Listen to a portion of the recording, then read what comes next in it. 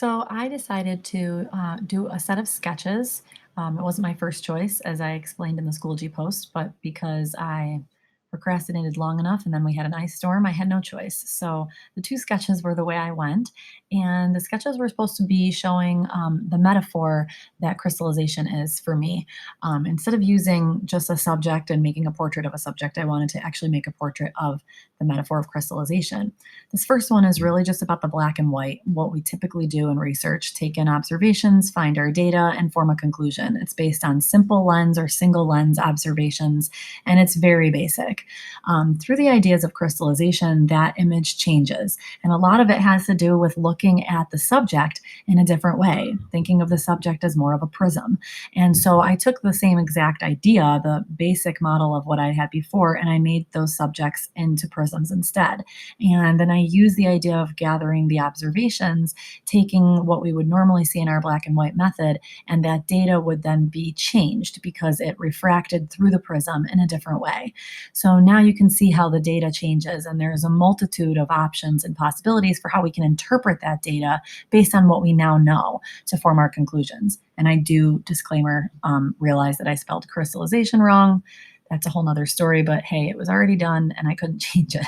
Um, Mostly because of that. There's my son bothering me.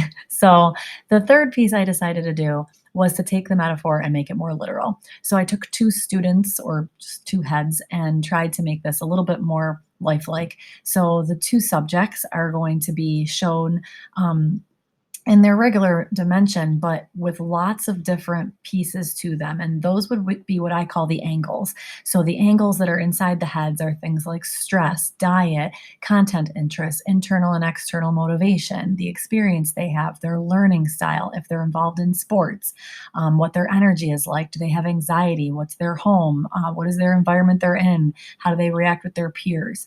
All of those types of things are angles that refract our data in quite a different way. And so that allows for us to draw different conclusions and interpret our research in a completely different way. So, using the theory of crystallization, it allows for a more wide range of interpretive conclusions.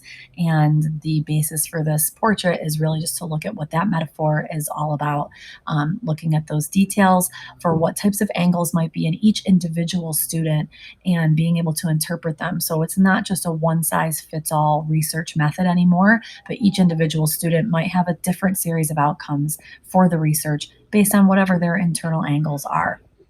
It allows us to look at research questions, but change those angles based on the student.